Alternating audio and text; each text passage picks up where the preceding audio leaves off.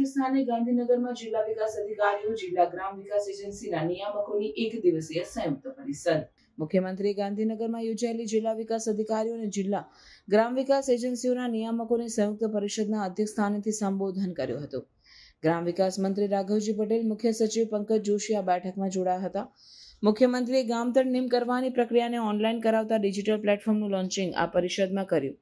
તેમણે આ અંગે જણાવ્યું કે આ પ્લેટફોર્મ કાર્યરત કરવાથી ગ્રામીણ વિસ્તારોમાં પ્લોટ ફાળવણી પ્રક્રિયા વધુ સરળ અને પારદર્શી થવાથી આવાસ નિર્માણ યોજનાઓના લક્ષ્યાંકો સિદ્ધ થઈ શકશે.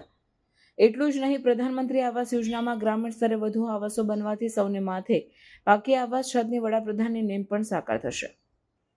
મુખ્યમંત્રીએ રાજ્યના પંચાયત વિભાગની વિવિધ યોજનાઓની સરળ સમજ આપતી પુસ્તિકા તેમજ સ્ટેટ ઇન્સ્ટિટ્યૂટ ઓફ રૂરલ ડેવલપમેન્ટના પ્રથમ ન્યૂઝ લેટરનું વિમોચન પણ આ તકે કર્યું હતું.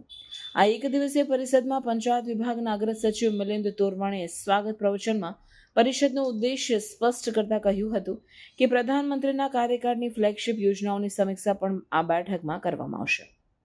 આ પ્રસંગે મુખ્યમંત્રીના સચિવ ડોક્ટર વિક્રાંત પાંડે, ખાસ ફરજ પરના અધિકારી ધીરજ પારેખ, વિકાસ કમિશનર હિતેશ ગોયા, ગ્રામ વિકાસ કમિશનર અજય દહિયા સહિત જિલ્લાઓના વિકાસ અધિકારીઓ, નિયામકો, રાજ્ય નોડલ અધિકારીઓ સહિત પંચાયત વિભાગના ઉચ્ચ અધિકારીઓ ઉપસ્થિત રહ્યા હતા.